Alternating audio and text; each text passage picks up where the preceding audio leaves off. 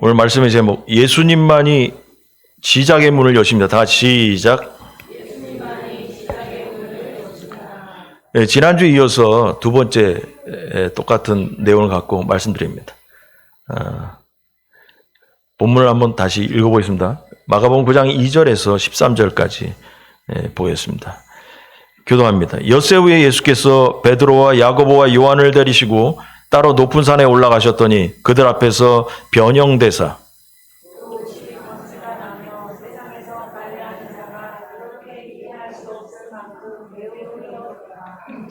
이에 엘리야가 모세와 함께 그들에게 나타나 예수와 더불어 말하거늘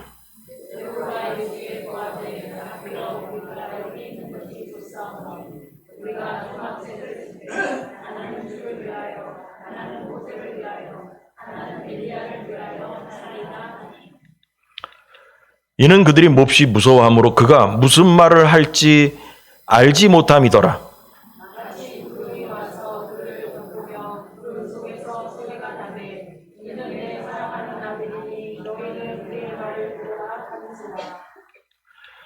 문득 둘러보니 아무도 보이지 아니하고 오직 예수와 자기들뿐이었더라.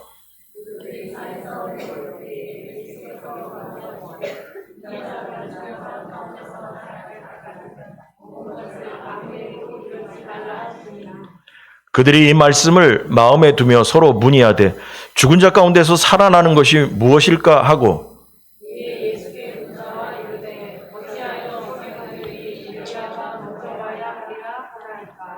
이르시되 엘리야가 과연 먼저 와서 모든 것을 회복하거니와 어찌 인자에 대하여 기록하기를 많은 고난을 받고 멸시를 당하리라 하였느냐. 엘리야가 왔을 때 기록된 바와 같이 사람들이 함부로 대우하였느니라 하시니라. 아멘. 변화산 상에서 있었던 이야기 두 번째 시간입니다. 지난주 말씀을 기억하면서 높은 산에 예수님께서 제자들을 3명을 데리고 올라가셨는데 베드로, 야고보, 요한 따로 데려갔습니다. 근데 학자들은 그 높은 산의 이름이 뭔지 그건 모른다고 합니다. 그래서 그냥 우리나라 한자말을 써서 변화산상, 변화된 산 위에서의 이야기 뭐 이렇게 들어가 있는 거죠. 그래서 산 이름이 무엇인지는 우리가 모릅니다. 자, 그래서 지난주 1번 하면서 그런 얘기 했습니다. 예수님은 온 세상의 문을 열어서 모든 것을 시작하시는 분이다. 그 능력이 예수님에게 있다. 유일하게 있다. 그런 걸 배웠습니다. 그래서 예수님을 통해서 구약에서 신약으로 문이 열렸고 율법에서 복음으로 문이 열렸습니다. 또한 예수님은 우리 모든 인생의 문도 열고 닫는 줄 믿으시기 바랍니다. 그 이유는 예수님이 바로 이 세상을 창조하신 분이기 때문에 그렇습니다. 그리고 가장 중요한 것은 하나님의 아들이시기 때문에 그 능력이 있다는 것입니다. 그래서 예수님은 문을 여는, 문을 닫는 열쇠를 가지고 계신다고 지난주에 배웠습니다.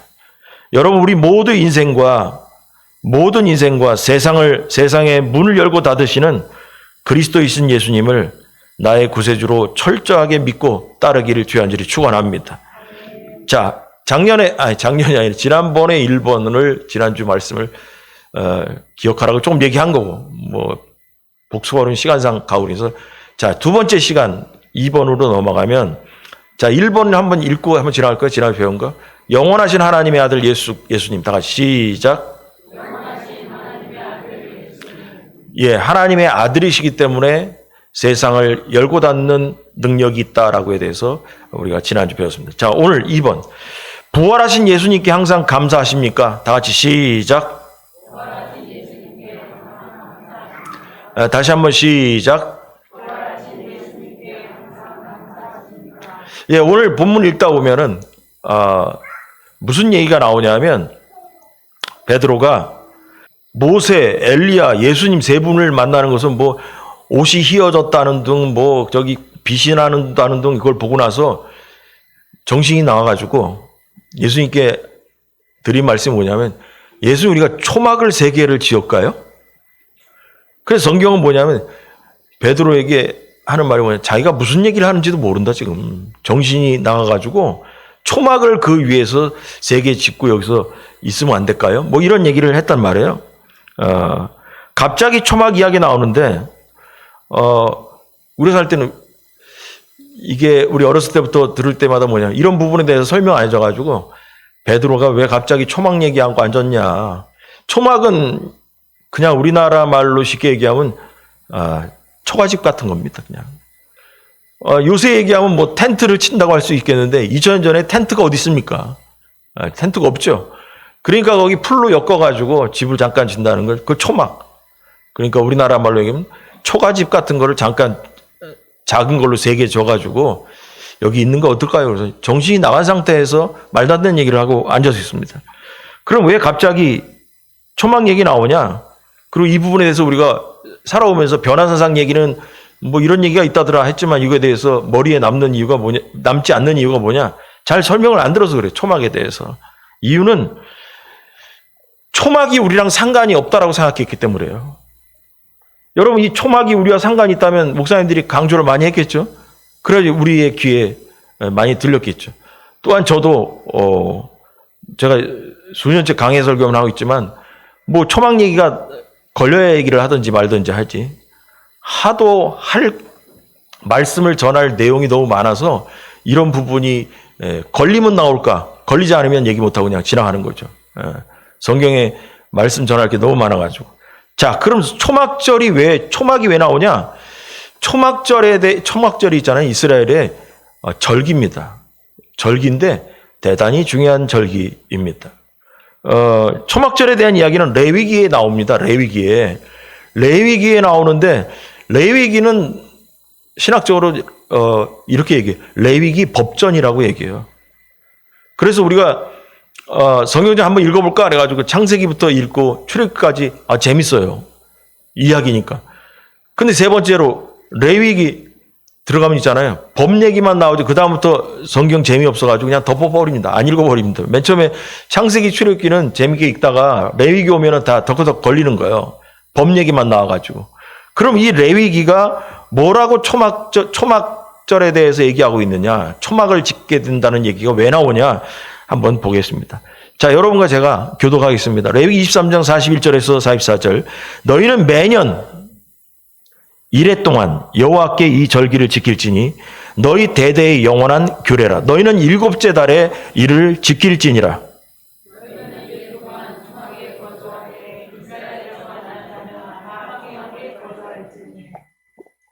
이는 내가 이스라엘 자손을 애굽 땅에서 인도하여 내던 때에 초막에 거주하게 한 줄을 너희 대대로 알게 함이니라.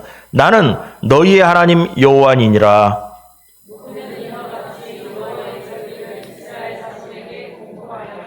아멘. 자, 여기에 초막절이 나와요. 초막을 짓고 있는 거. 그러니까 텐트가 없으니까 이스라엘 백성이 애굽에서 나와가지고 광야 생활을 40년을 할 동안 가서 정착하게 되면 뭘 했냐? 풀 뜯어가지고 이 초막집을 짓고 그 안에서 살다가 또 모세가 이사 가자 하면 또 이사 가서 또 초막집 짓고 이런 생활을 계속 한 거죠. 했는데 이것을 기념하기 위해서 7일 동안, 매년 7일 동안 7째 달에 이스라엘의 달력이 우리나라 달력하고 달라요. 이스라엘의 달력은 종교적인 달력이에요. 그러니까 우리 얘기하면 우리 옛날 사람들이 뭐였죠? 음력 달력 썼잖아요. 음력 달력처럼 이스라엘은 종교적인 달력. 그게 뭐냐면 이스라엘의 절기가 표시되어 있는 달력. 그걸 우리하고 달라요. 그래가지고 이스라엘 사람들은 7째 달에 7일 동안 초막절이라는 걸 지켜야 된다.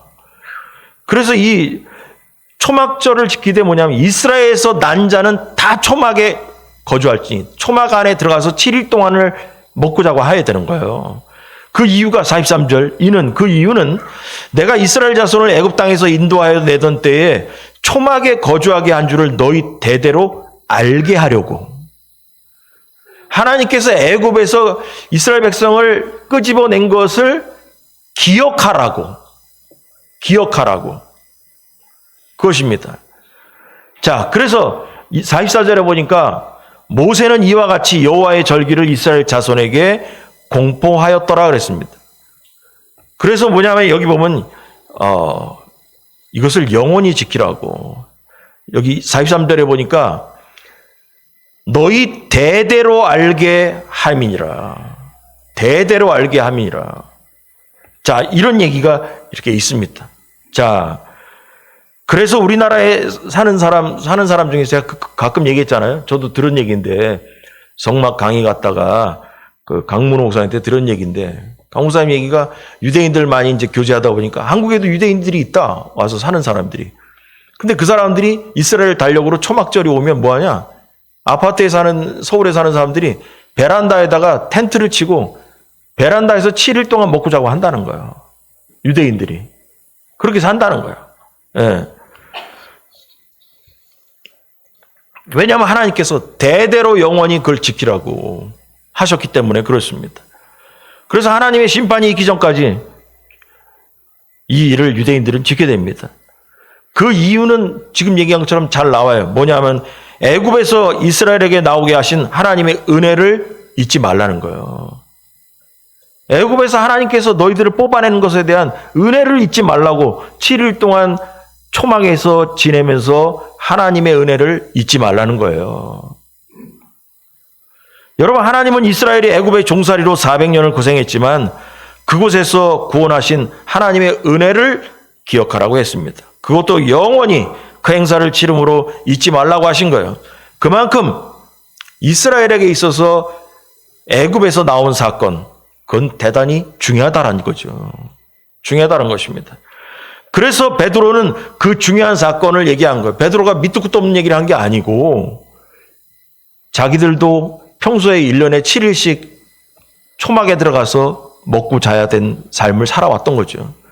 그래서 그 얘기를 한 건데, 그럼 베드로의 입장은 무슨 입장일까? 베드로는 무슨 생각으로 이런 얘기를 하게 됐을까? 바로 이스라엘 백성이 애굽에서 나옴으로 새로운 시대를 맞이한 것처럼 베드로는 예수님을 통해서 새로운 시대로 들어갔다라는 것을 깨닫기 시작한 거예요. 베드로는 예수님을 통해서 로마의 핍박에서 해방되는 것으로 생각을 한 겁니다. 그래서 초막절을 통해서 애굽에서 나온 이스라엘을 생각한 것처럼 로마에서 독립하는 이스라엘을 생각하면서 초막절과 연결을 했다라는 겁니다. 이스라엘 백성은 애굽에서 나온 것이 새로운 시대로 들어가는 거죠. 베드로는 로마에서부터 예수님을 통해서 독립을 하게 됨으로써 새로운 세계로 들어간다라고 생각했던 것입니다. 그런데 여러분, 이 초막절이 정말 중요합니다. 지금까지 얘기하다 보니까 그래, 이스라엘만에게만 중요한 초막절인가 보다. 이스라엘 사람들만 거기 애굽에서 나온 거 하나님께 감사하고 뭐 그런가 보지, 뭐 텐트에서 자든지 말든지 우리랑 뭐 상관없지 않냐? 우리를 뭐 어디서 구원한 것도 아니고. 여러분, 우리하고도 상관이 있습니다. 하나님께서 별로 중요하지 않은데 이스라엘 사람들에게 영원히 이걸 대대로 지키라고 했을까요? 중요합니다. 우린 과연 관심 없이 살아도 되는 것인가? 아닙니다. 우리도 관련이 있다는 거예요. 뭐냐? 우리에게 적용하면 이런 거예요. 우리도 이스라엘처럼, 이스라엘이 애굽의 종이 돼서 살았죠. 우리는 이스라엘 백성처럼 죄의 종, 마귀의 종으로 살아왔었습니다. 죄의 종이며 마귀의 종으로 살았던 우리를 하나님께서 교회로 빼내주신 줄 믿으시기 바랍니다. 이 광야교회로 우리를 빼내주신 하나님의 은혜가 있다는 것입니다. 마귀의 종이었던 타락의 애굽 생활을 청산하고 지금 우리는 이스라엘 백성처럼 광야를 지나가고 있는 것입니다. 우리가 베란다에 가서 텐트를 유대인처럼 짓고 매년 7일간을 지내지 않더라도 우리는 항상 애굽에서 우리를 끌어내주신 예수님의 은혜를 매일 감사하면서 살아야 되는 겁니다. 이스라엘 백성에게 7일 동안 있으면서 애굽에서 빼내오신 것을 기억하라고 한 것처럼 우리는 베란다에 들어가지는 않더라도 텐트에 들어가진 않더라도 예수 믿기 전에 죄의 종이 되어 살았던 우리가 이제 광야인 교회로 나와서 신앙생활하게 됨으로써 우리를 주께로 인도하신 하나님의 은혜를 기억하기 바랍니다. 이것이 우리의 마음에 지은 초막의 의미인 것입니다. 여러분, 그래서 죄에서 자유를 얻게 하신 주님의 은혜를 생각하면서 우리의 마음속에 초막을 짓고 7일이 아니라 신랑 되시는 예수님을 만나는 날까지 구원받음을 감사하며 살아야 된다는 것입니다. 베드로의 초막이 우리 마음속에 영원히 지어져야 된다는 것입니다. 그래서 이 내용이 베드로에게만 적용되는 엉뚱한 말이 아닙니다. 베드로는 모세와 엘리야를 보면서 하나님의 아들이신 예수님을 따르는 자신들은 새로운 시대, 새로운 땅으로 인도받았다는 것을 알게 된 거예요. 그래서 초막 셋을 짓겠다고 말은 하지만 정확한 뜻은 모르고 말을 하는 거예요. 뭔가를 기억해야 돼요. 이 베드로 입장에서 초막절은 애굽에서 뽑아내신 하나님의 은혜를 기억하는 거였어요. 그래서 지금까지 이스라엘 백성은 지키고 있단 말이에요. 베드로도. 근데 그 중요한 모세와 엘리야와 예수님이 세 분이 만나는 거 보면서 우리가 이것을 기억해야 되고 우리에게 새로운 시대가 열렸다라는 것을 베드로는 어렴풋이 알게 된 것입니다. 초막의 의미는 맞아요. 기억하라는 거죠. 그러나 베드로의 출애굽은 베드로에게 있어서 출애굽의 의미는 다릅니다. 베드로는 로마를 무너뜨리고 예수님께서 로마를 무너뜨리고 출애굽을 시켜주길 바랬습니다. 복음으로 세상을 무너뜨리는 것이 예수님의 뜻이라면 베드로는 혁명으로 군사적인 능력으로 예수님의 신기한 능력으로 하나님의 아들이신 예수님의 절대적인 신기한 기적으로 세상을 완전히 뒤집어 엎는 것이 베드로에게 있어서는 그것이 바로 출애굽의 의미였던 것입니다. 그래서 초막을 말하긴 했지만 예수님의 초막절의 의미와 베드로가 말하는 초막절의 의미는 다르다라는 것입니다. 자, 이게 초막절의 의미를 생각하는 건데, 자, 근데 여기서 또 하나 우리가 발견할 수 있는 게 뭐냐? 여러분 잘 들으세요. 이 변화사상 얘기는 언제 또 얘기할 기회가 있을런지 모릅니다. 뭐냐 하면 또 다른 의미가 또 있어요. 여기서 중요한 게 뭐냐면 신기하게도 여기 나왔던 모세와 엘리야나 예수님에게 공통점이 있는데 뭐가 있냐? 무덤이 없다라는 거예요. 여러분, 모세는 죽으면서 산에 올라가서 하나님께로 오라고 했는데 혼자 가가지고 죽은 다음에 그 시체를 발견하지 못했다라고 성경에 나옵니다. 무덤이 어딘 줄 몰라요. 여러분, 엘리야는 승천해서 올라갔어요. 무덤이 없어요. 여러분, 예수님도 승천했습니다. 이 세 사람의 특징이 바로 우연히 만난 게 아니라 이 세상에 그들의 무덤이 없다라는 것입니다. 여기에서 우리는 뭘 생각할 수 있냐? 예수님의 부활을 미리 알아보게 되는 것입니다.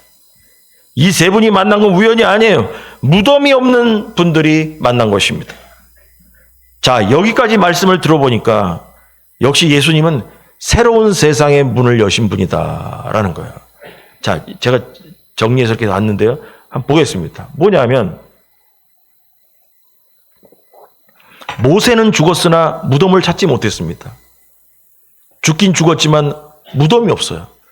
엘리야는 죽음을 맛보지 않고 승천했습니다. 그래서 이 땅에 무덤이 없어요.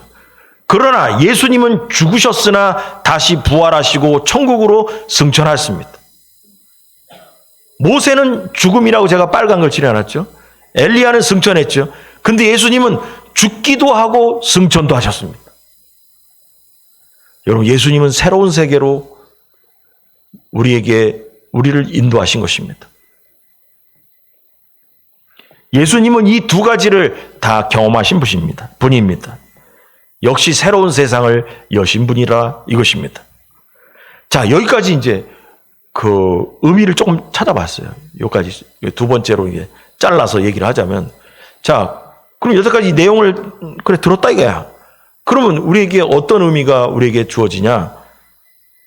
여러분, 우리에게 적용합니다. 유대인들이 1년에 7일씩을 천막 안에 살면서 조상들을 애굽에서 빼내주신 은혜를 잊지 않고 사는 것처럼 하나님께서 죄악에서 우리를 빼내주시고 복음 되시는 예수님을 만나서 가나안으로 인도하시는 하나님의 은혜를 매일 감격하면서 우리도 감사하며 살고 있느냐는 것입니다. 이스라엘 백성이 천막 속에서, 초막 속에서 애굽에서 빼내주신 하나님을 기억하는 사는 것처럼 지금 이 시대에 우리가 죄악 속에서 죽었던 우리를 빼내서 교회 나오게 하시고 예수 그리스도를 만나 복을 만나 구원받게 하신 은혜를 감사하며 오늘도 살고 있냐는 거예요. 이스라엘 백성이 7일 동안 기억한다면 우리는 매일매일 365일 우리가 구원받음을 감사하며 살고 있냐는 거예요. 여러분, 이게 우리에게 적용점이에요. 우리에게도 영적인 초막절이 있다는 거예요. 우리도 초막을 짓고 그 안에 들어가서 죄악 중에 살던 우리를 주님 만나러 끄집어내 주신 그 은혜를 기억해야 된다는 것입니다. 여러분, 기억하시기 바랍니다. 기억하면 우리에게 감사할 수밖에 없다는 것입니다. 또 그러면 또 두 번째로 부활에 대한 얘기를 좀 했습니다. 무덤이 없는 사람들이었다, 이런 얘기했잖아요. 여러분들에게 또 질문합니다. 여러분들은 모세와 엘리야도 경험하지 못한, 여러분, 모세가 부활했습니까? 아닙니다. 모세는 죽었습니다. 무덤만 없을 뿐이에요. 여러분, 엘리야가 부활했습니까? 아닙니다. 그냥 승천했습니다. 모세와 엘리야도 경험하지 못한 부활의 소망 대신 예수 그리스도를 믿습니까? 이것이 우리에게 주어진 질문입니다.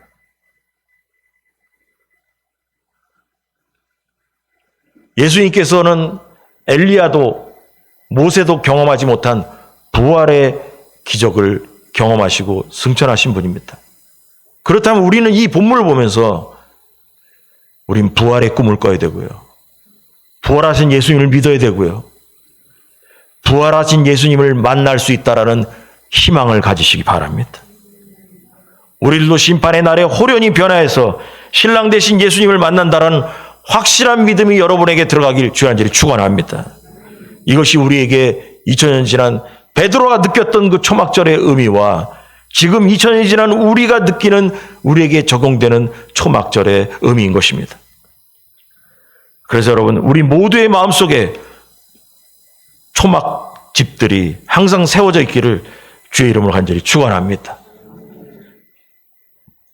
자, 마지막으로 3번을 얘기하겠는데, 예수님의 부활의 날부터 종말이 시작되었습니다. 다 같이 시작. 다시 한번 시작. 예, 여기 내용을 이제 읽다 보니까 변호사님 마지막 얘기에 9절 보면 이런 게, 그들이 산에서 내려올 때 예수께서 경고하시되 인자가 죽은 자 가운데서 살아날 때까지는 본 것을 아무에게도 이르지 말라. 내가 부활할 때 부활하는 일을 경험하기 전까지는 변화산에서 엘리야를 만났다, 모세를 만났다, 이런 얘기 니들 하면 안 된다. 베드로, 야고보, 요한에게 니들 얘기하지 마라. 이 모든 거를 얘기할 때는 언제냐? 내가 부활한 다음에 얘기해라. 부활한 다음에 얘기해라. 그 전까지는 엘리야를 만났다는 등, 모세를 만났다는 등 이런 얘기 하지 마라. 그들이 이 말씀을 마음에 두며 서로 문의하되 죽은 자 가운데서 살아나는 것이 무엇일까? 여러분, 2000년 전에 이 사람들이 생각한 거예요. 베드로, 야고보, 요한은 이런 거예요. 어떻게 죽으면 죽었지 어떻게 다시 살아나냐. 이게 이해가 안 되는 거죠. 사람 죽으면 끝인데 어떻게 이게 다시 살아난단 말이냐. 이해하기가 어려웠던 거예요. 자, 오늘 이 얘기가 더불어서 마지막에 이제 엘리야에 대한 역할에 대한 이야기도 있고 그런데 그 생략하기로 제가 기도하면서 정했습니다. 시간도 많이 걸리고 또 성경 본문과 연결된 부분이 빈약해서 다른 본문을 얘기할 때 마태복음이나 그런 걸 얘기할 때 걸리면 얘기하도록 하겠습니다.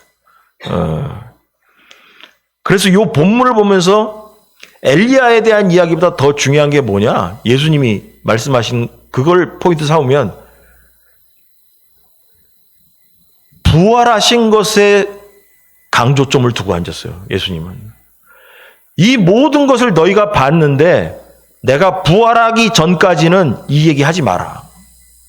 부활한 다음에 이 사건을 사람들에게 얘기하라는 거예요. 여러분, 예수님은 십자가와 부활에 의해서 종말의 시대가 시작될 것이기 때문에 변화산에서 본 것을 부활 이전에는 누구에게도 말하지 말라고 이 세 제자에게 명령하신 것입니다. 예수님은 부활을 강조하고 있어요. 엘리야에 대한 이야기보다 부활을 강조하고 앉았어요. 예수님께서 부활할 때까지 모든 사건에 대해서 말하지 말라. 여러분, 예수님은 부활이 지금 너무 중요한 거예요. 변화산에 가서도 하시는 말씀이 부활이 중요한 거예요. 분기점이에요. 예수님의 부활 사건으로 예수님의 사명은 끝이 난 것이 될 수 있어요. 이 땅에서의 사명이. 다 이루시고 가는 거예요. 여러분, 십자가에서 피를 흘리시고 돌아가신 것으로 그냥 죽어버려서 끝난 거, 그거 안 돼요. 부활하셔야만 됩니다. 그래서 기독교는 부활의 종교라고 하는 거예요. 여러분이 가끔 얘기했죠. 기독교는 성탄절보다 뭘 중요하게 여기냐? 부활절을 중요하게 여긴다니까요. 부활하신 하나님의 아들 예수 그리스도에 대해서 더 강조한다는 거예요. 여러분, 예수님께서 이 땅에 오셨어도 부활하지 못하면 우리에게 뭐가 없는지 아세요? 소망이 없는 거예요.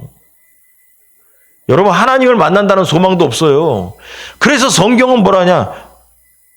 육신이 죽는 거를 잔다라고 얘기하는 거예요. 죽음은 끝이다가 아니다. 아니고 우리는 주 안에서 잔다라고 얘기하는 거예요. 깨기 때문에. 언젠가 깨어나기 때문에. 그만큼 부활 사건은 중요한 것입니다. 부활 사건이 모든 역사의 시작점과도 같은 거예요. 그래서 예수님의 부활은 바로 온 세상의 시작을, 종말을 알리는 시작점이 된다는 것입니다. 여러분, 그런데 제자들은 있잖아요. 엿새 전에 예수님이 죽으시고 부활하실 것을 가르치셨음에도 불구하고 무슨 말씀이 모르겠다라는 거예요. 모르겠다. 그래서 10절에 보니까 그들이 이 말씀을 마음에 두며 서로 문의하되 죽은 자 가운데서 살아난 게 뭐냐. 도대체 이해가 안 되는 얘기다. 이렇게 지금 얘기하고 앉았습니다. 그랬더니 여러분, 예수님께서 9장 10절은 지금 금방 제가 읽은 거고 31절부터 33절 8장 한번 읽어보겠습니다. 인자가 시작.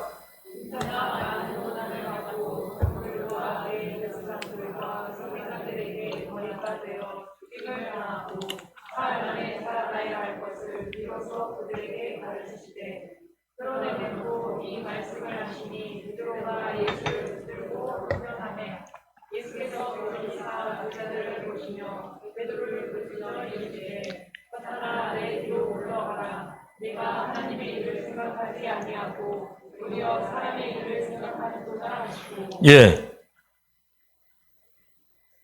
여러분, 바로 며칠 전에 예수님께서, 제가 그 얘기에서 또 기억하세요? 마가복음은 세 조각으로 나눠진다. 갈릴리에서 있던 이야기, 예루살렘으로 가던 길에서 이야기, 예루살렘에서 있었던 이야기. 근데 예수님께서 메시아임을 본격적으로 가르치기 시작한 게 뭐냐면 예루살렘으로 가는 길에서부터 사람들이 나를 누구라고 말하냐? 그 얘기부터 이제 얘기하시는 거예요. 갈릴리에서 그런 얘기 안 하셨단 말이에요. 예루살렘으로 향해서 가는 도중에 그때부터 이제 드러내놓고 말씀하셨다라는 거예요. 32절로 그러니까 드러내놓고 말씀하셨다. 드러내놓고. 그래서 첫 번째 뭘 드러냈냐? 인자가 고난을 받아가지고 장로들과 대제사장들과 서기관들에게 버림받는다. 버려진다. 그리고 죽임을 당하고 사흘 만에 부활한다. 이 세 가지예요. 버림바가 되고 왕따가 된다라는 얘기예요. 근데 여러분, 베드로에게 있어서는 이게 이해가 안 가는 거예요. 성경을 그렇게 연구하는 대제사장과 장로들과 서기관들은 성경에 대해서 너무 잘 알아요. 근데 하나님의 아들 예수 그리스도가 봐도 환영받아야 될 예수님, 하나님의 아들인데 예수님 뭐라냐면 나는 버림바가 돼야 된다. 그들이 나를 버려야 된다라는 거예요. 왕따가 된다는 거예요. 그러니까 베드로 입장에서 이해가 안 가는 거죠. 그래서 뭐냐 하면 그 사람들이 제일 먼저 환영을 해야 돼. 구약 성경을 잘 아는 사람이 환영해야 되는데 예수님을 버린다고 하고 그 다음에 그 사람들이 예수님을 죽이고 그 다음에 예수님이 다시 부활하신대요. 그랬더니 32절에 드러내놓고 이 말씀을 하시니까 베드로가 예수를 붙들고 항변했다. 이 항변하다의 의미가 원어의 뜻이 그런 얘기 했었어요. 막 가르치려 들고 도전했다. 뭐 이렇게 버릇없이 막 그냥 싸울 듯이 말을 했다라는 거예요. 베드로가 예수님한테. 근데 예수님의 반응이 더 무섭잖아요. 예수께서 이르시되 돌이키사 제자들을 버리시며 베드로를 꾸짖어 이르시되 사탄아 내 뒤로 물러가라. 네가 하나님의 일을 생각하지 아니하고 도리어 사람의 일을 생각하도다. 그럼 이 얘기를 딱 들으면서 무슨 생각했어요? 예수님께서 나를 사탄의 일을 생각한다고 얘기를 하시는데 그러면 내 생각이 잘못됐구나 라고 생각을 빨리 돌려야 되잖아요. 그러나 베드로는 지금도 뭐냐? 하나님의 아들 예수 그리스도가 고난받고 버림받고 십자가에 달려 돌아가시고 이해가 안 되는 거예요. 우리 예수님이 내가 모시고 있는 하나님의 아들 예수님이 이런 고난을 받으면 안 된다. 안 된다. 왜 세상이 우리 예수님을, 우리 선생님을 이렇게 핍박해야 되냐? 안 된다라는 거죠. 이해가 안 된다는 거예요. 부활을 예수님께서 그때부터 가르치셨지만 듣기도 싫은 거예요. 부활 중요하지 않아요. 왜 구약 성경을 아는 저 사람들이 예수님을 환영하지 않고 왜 예수님을 버려야 되냐? 그리고 고난받고 십자가에서 왜 죽어야 되냐? 부활 중요하지 않아. 왜 버림받아야 되고 대우받아야 될 예수님이 왜 버림받고 고난받고 십자가에서 왜 죽어야 되냐? 이해하고 싶지 않은 거예요. 변화산에 와서도 이해가 안 되는 거예요. 그러나 예수님은 뭐라냐면 부활 사건이 있은 다음부터 예수님의 모든 일을 세상에 전하라고 지시하셨습니다. 부활 사건이 예수님의 사역에 있어서 가장 중요한 뭐냐? 시작점이 되었다라는 거예요. 부활을 통해서 예수 그리스도의 모든 정체를 세상에다가 알리라고 지시한 거예요. 부활이 이루어지기 전에는 얘기하지 말라는 거예요. 예수님이 이렇게 말씀하신 것은 예수님의 부활이 너무나 중요하기 때문에 그렇다는 거죠. 왜냐하면 부활 사건 이후로 종말이 시작됩니다. 여러분 부활하신 다음에 승천하시고 그때부터 성경은 종말이 시작된 겁니다. 그때부터 우리는 재림하시는 예수님을 기다리기 시작합니다. 지금까지. 그때부터 심판이 준비되고 있었던 것입니다. 여러분 부활의 복음이 선포되면서 우리 모두에게는 종말이 시작되었습니다. 여러분 예수님은 종말의 문을 여시는 분입니다. 우리의 인생의 종말도 여시는 분이고요. 온 세상의 종말도 예수님이 열고 닫을 수가 있는 것입니다. 모세나 엘리야가 종말의 문을 연 것이 아닙니다. 예수님께서 종말의 문을 여신 것입니다. 여러분 요새 뉴스 보세요. 이스라엘이 레바논을 침공하고 있잖아요. 주변 나라에서 그만하라고 해도 계속 가잖아요. 뿌리 뽑겠다고. 지상전 군인들 다 집어넣겠다고 하잖아요.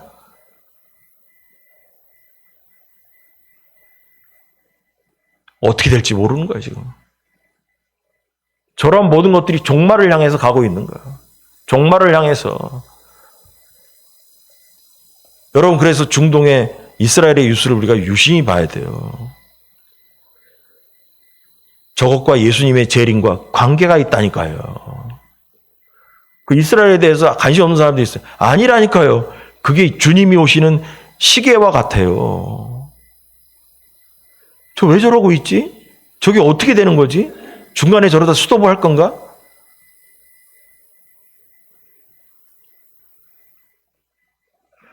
여러분, 그 뉴스를 보면서 우리 항상 생각해야 돼요. 아, 주님이 곧 오시는가 보다. 우리가 살아생전에 예수님을 만날 수도 있을지도 모르겠다.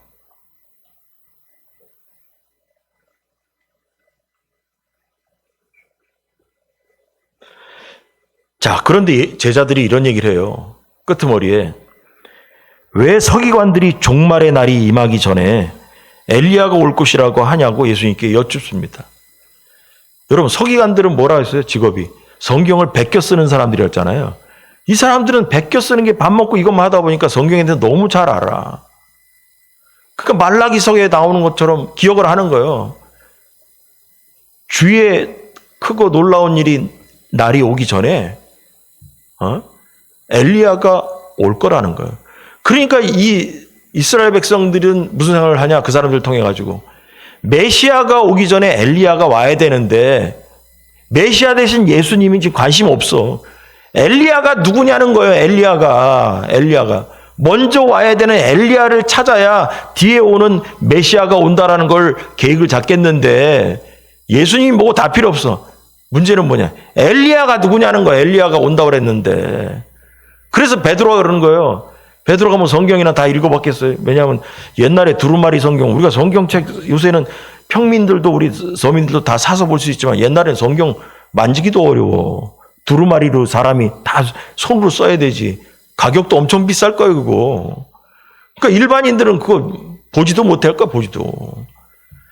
그러니까 서기관들이 이거 하는 사람들이 그걸 얘기를 하고 듣고선 아, 엘리야가 와야 된다는데 이거 어떻게 되는 거냐. 그래서 예수님께 물어봤다는 거예요. 여러분, 하나님의 나라가 이루어지기 전에는 먼저 엘리야가 와야 된다라는 성경에 예언이 있었기 때문에 그런 거죠. 그래서 서기관과 대제사장과 그리고 제자들은 메시아가 오기 전에 엘리야가 와야 된다라는 전제 조건을 머리에 딱 담고 있어요. 그러나 엘리야가 여러분 이 시대의 사람들은 엘리야가 세례 요한인 줄은 알아보지 못했습니다. 여기서 모든 것이 틀어진 거야. 그래서 여러분 성경을 잘 배우고 알아야 됩니다. 이스라엘 백성들은 메시아가 오기 전에 엘리야가 먼저 와야 된다. 그거 딱 잡고 있는 거예요. 근데 뭐냐면 예수님 뭐라 하냐면 엘리야, 세례 요한이 엘리야야. 자, 성경을 보겠습니다. 말라기 4장 5절 보라 다 같이 시작.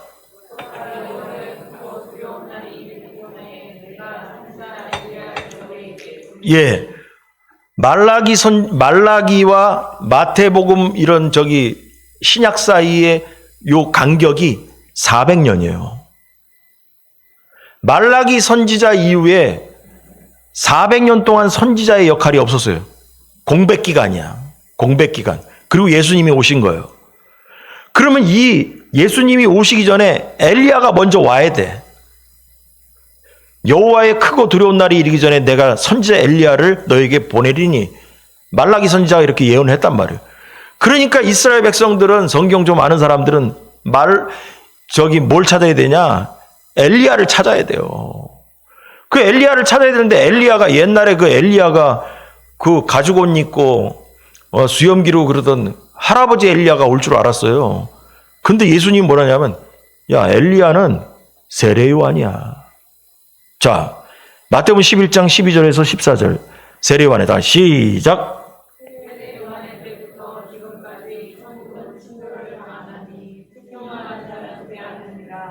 모든 선지자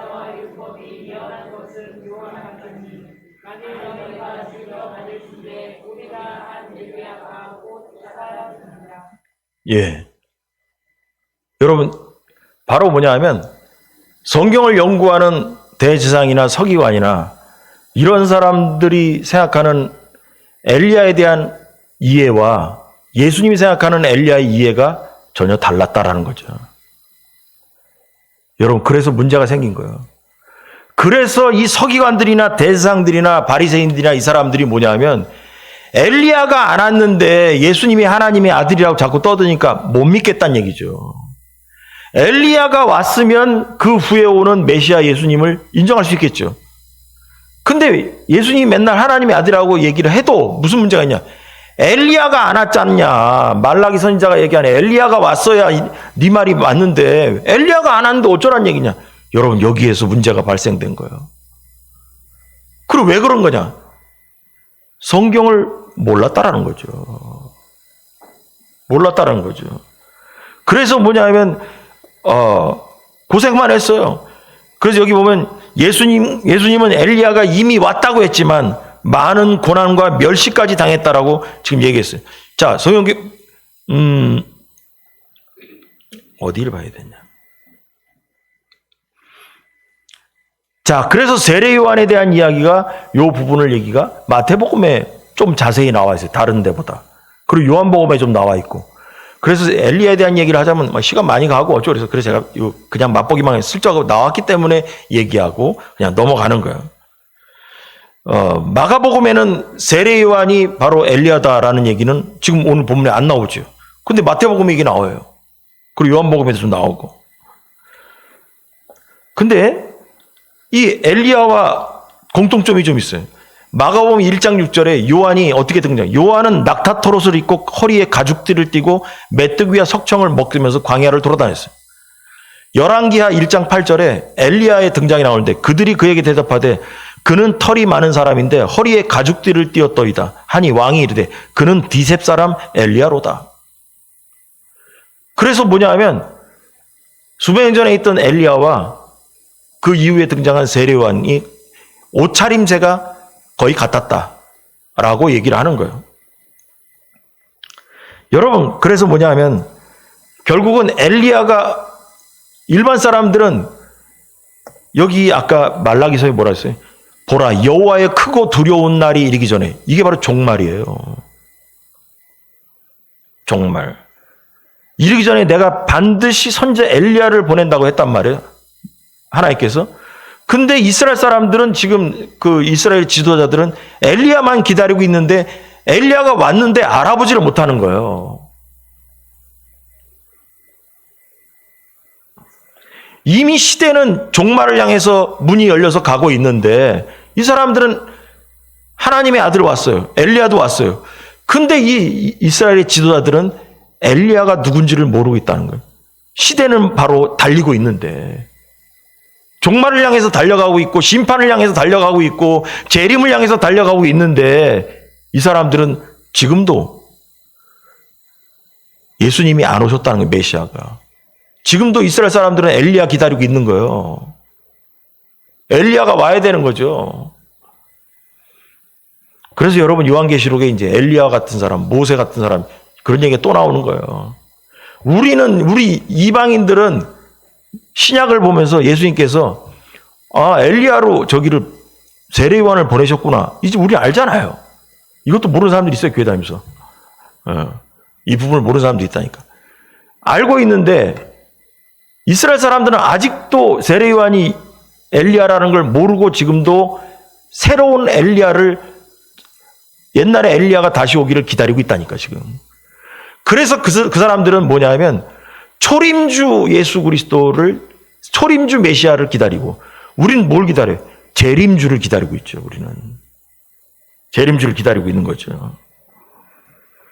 결론은 뭐냐면 우리는 예수님의 부활 사건 이후로 우리는 지금 종말의 시대를 살고 있는 것입니다. 예수님께서 다시 오는 날이 바로 뭐예요? 종말의 끝이죠. 종말의 끝이고 그 끝날에 우리는 심판이 기다리고 있는 것입니다. 자, 여기까지 이제 쭉 얘기했어요. 그래서 어쨌다는 얘기냐? 제가 여러분에게 질문합니다. 여러분은 종말을 준비하고 있습니까? 여러분은 신랑 되신 예수님이 재림을 준비하고 있습니까? 이것이 중요한 것입니다. 종말이 오든지 말든지 중요한 것이 아니라 종말을 맞이해서 예수님 만날 준비를 갖추고 있냐는 거예요. 여러분, 대제사장이나 장로들이나 서기관들은 뭐냐면 엘리야를 알아보지 못함으로 뭐냐면 예수 그리스도를 맞이할 준비를 못 이루고 있던 거예요. 그럼 우리는 이걸 보면서 뭘 해야 되냐? 우리는 알았다면 준비하고 있어야 된다는 거죠. 신랑 되신 예수님 만나기 위해서. 여러분, 성경에 그 얘기 나오잖아요. 신랑 만나는 이야기가 뭐예요? 열처녀 등불 이야기 있잖아요. 여러분, 그 사람들은 뭐냐면 등불과 더불어서 꺼지지 않는 기름을 준비해서 신랑을 맞이했죠. 그럼 우리도 뭐냐면 꺼지지 않는 기름 준비하고 있어야 된다는 거예요. 꺼지지 않는. 여러분, 성경을 잘 읽어보세요. 그 열처녀 비유를. 신랑 기다리다가 있잖아요. 불이 꺼진 적이 없어요. 기름을 계속 넣어야 불이 타죠. 근데 뭐냐면 불이 꺼진 사람들은 기름 구하러 갔다가 그 사이에 신랑 만나가지고 그냥 끝나버렸어요. 그럼 우리도 뭐냐면 우리에게도 주어진 기름이 다 타서 불이 꺼지지 않게끔 만들어야 우린 신랑 만난다는 거예요. 여러분, 기름이 성경에서 뭐라 했어요? 성령의 기름을 붙여야 됩니다. 성령의 불기둥으로 우리는 타올라야 된다는 거예요. 그게 신랑을 만나는 우리의 조건인 것입니다. 그래서 신앙이 어떨 땐 꺼졌다가 붙었다, 꺼졌다 붙었다. 아니에요. 계속 불타올라야 됩니다.